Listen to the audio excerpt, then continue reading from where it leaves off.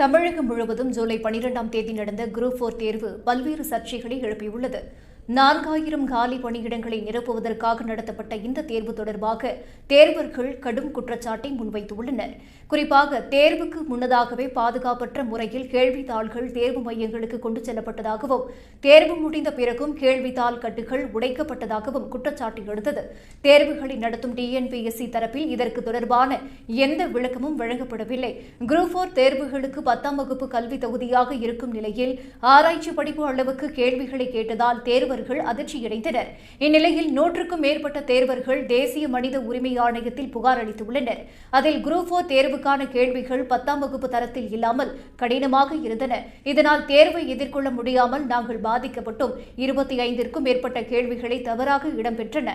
பல தேர்வு மையங்களில் முன்கூட்டியே சீலிடப்பட்ட கேள்வித்தாள் கட்டுகள் உடைக்கப்பட்டன. இந்த விவகாரத்தில் எங்களது மனித உரிமை பாதிக்கப்பட்டுள்ளது. எனவே குரூப் 4 தேர்வு எழுதிய தேர்வர்களுக்கு நியாயம் கிடைக்க வேண்டும். இந்த விவகாரத்தில் தேசிய மனித உரிமை ஆணையம் உரிய நடவடிக்கை எடுக்க வேண்டும் என்று தேர்வர்கள் வலியுறுத்தியுள்ளனர். குரூப் 4 தேர்வு தொடர்பான சர்ச்சை தேசிய மனித உரிமை ஆணையம் வரை சென்றிருப்பது பரபரப்பை ஏற்படுத்தியுள்ளது.